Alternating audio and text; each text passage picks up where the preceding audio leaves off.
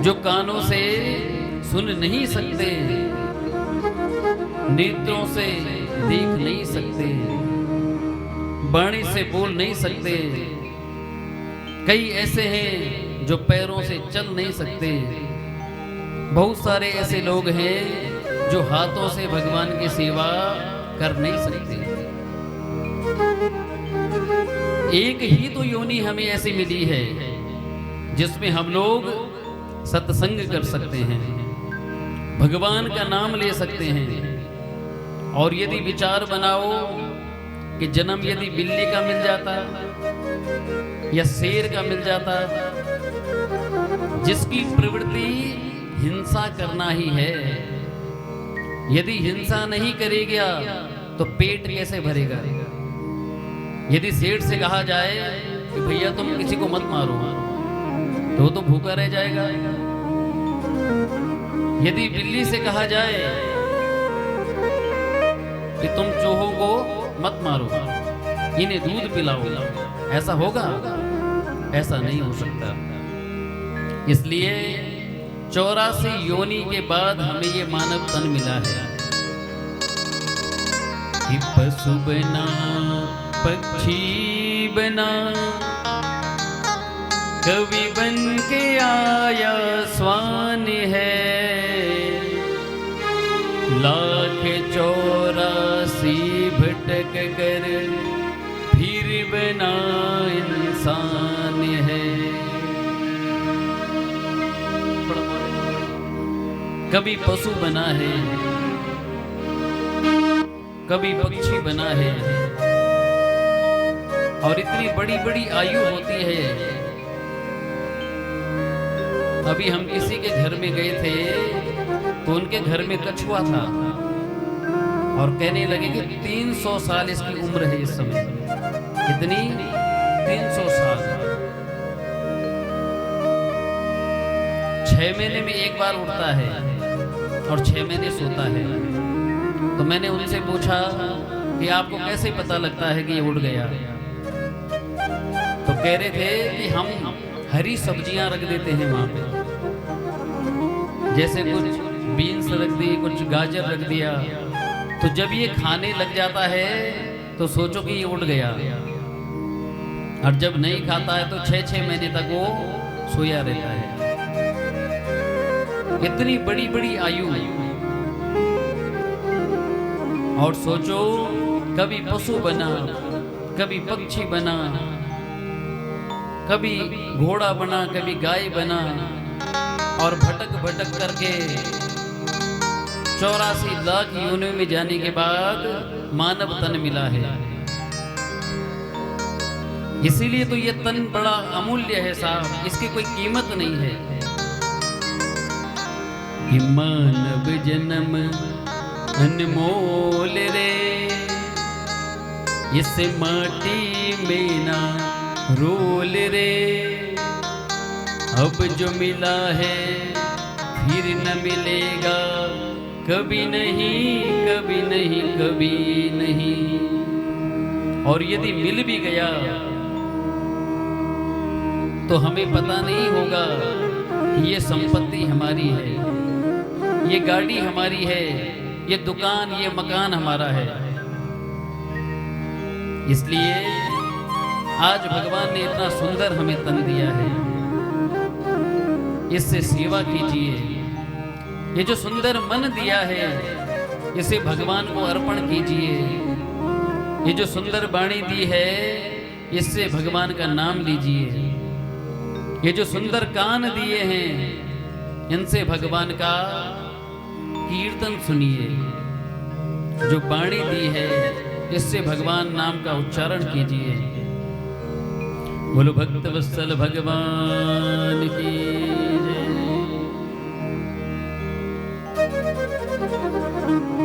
इस निरंतर धारा में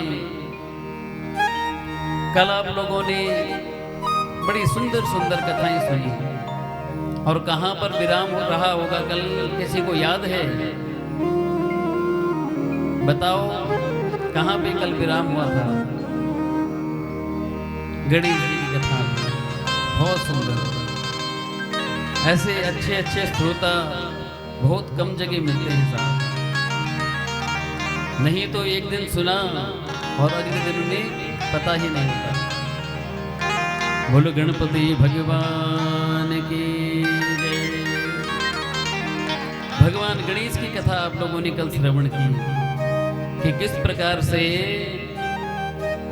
देवादिदेव महादेव ने क्रुद्ध होकर के गणपति भगवान का शीश धड़ से अलग किया और पुनः माता पार्वती के क्रोध करने पर महादेव ने भगवान गणेश के धड़ पर एक दंत नाम का हाथी का मस्तक रखा और भगवान गणेश को प्रथम पूज्य घोषित किया है। बोलो गणेश जी महाराज की जय। भगवान महादेव कहते हैं एतत् पूजां कृत्वा पश्चात पूजां वयं नरे, कि लोगों को सबसे पहले गणपति भगवान का पूजन करना चाहिए और उसके बाद अन्यत्र देवताओं का पूजन करना चाहिए। गणपति भगवान की जो कथा श्रवण करता है साहब, उसके जीवन में सदैव मंगल ही मंगल होता है, क्योंकि भगवान रिद्धि सिद्धि के दाता तथा समस्त कष्टों को दूर करने वाले हैं। समस्त कामना भगवान गणपति प्राणियों की पूरी करते हैं कि दीनन की लाज रखो शंभु सुतवारी, कामना को पूरा करो जाऊं बलिहारी। दीनों को भगवान सुख प्रदान करते हैं, अंधन को आंख देते कोडिन को काया। जो व्यक्ति नेत्रहीन है उन्हें भगवान गणपति नेत्र प्रदान करते हैं। जिनके शरीर में तमाम प्रकार की बीमारियां हैं, भगवान गणेश जी उन्हें आरोग्यता प्रदान करते हैं। किसी के पुत्र नहीं है तो भगवान गणेश उसे पुत्र प्रदान करते हैं कि बाझन को पुत्र देते निर्धन को माया। जो निर्धन व्यक्ति है उसे भगवान धन देते हैं, धन प्रदान करते हैं। इसलिए सर्वप्रथम भगवान गणेश का पूजन हम सभी लोगों को करना चाहिए। गणपति भगवान की आराधना जो छोटे छोटे बालक होते हैं उन्हें भी करनी चाहिए, क्योंकि भगवान गणेश विद्या को देने वाले हैं। छोटे छोटे बच्चों से भगवान गणेश जी का पूजन करवाइए। और एक हमारे यहाँ परंपरा चलती है ना आजकल कि गणपति का विसर्जन करते हैं साहब। आजकल हर जगह ये व्यवस्था चली है। गणेश भगवान का हमेशा आवाहन किया जाता है कि प्रभु आप आइए और हमारे घर में विराजमान होइए। रिद्धि सिद्धि के जो दाता हैं,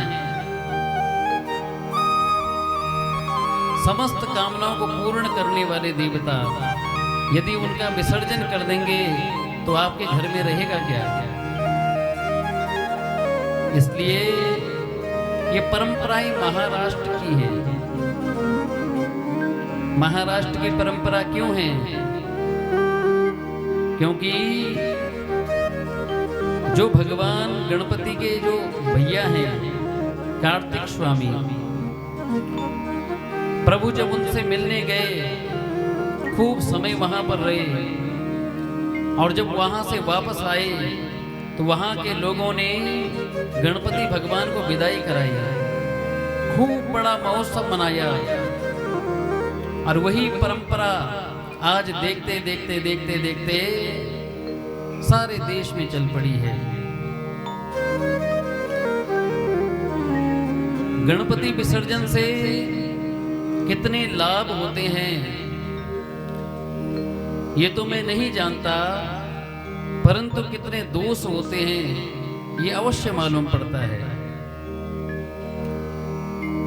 गणपति भगवान के विसर्जन से सबसे पहले तो साहब हमारा जल दूषित होता है। हम लोग बड़ी बड़ी मूर्तियां बना लेते हैं, उनमें तमाम प्रकार के केमिकल डाल के, पेंट लगा के, रंग सिंदूर लगा के और गाजे बाजे के साथ जाते हैं और नदी में ऊपर से छोड़ते हैं धड़ाम नीचे। मन में विचार बनाओ कि एक ओर 5 से 7 दिन तक आपने उस देवता को पूजा है, बड़ी मेहनत लगा के आपने उस मूर्ति को बनाया है।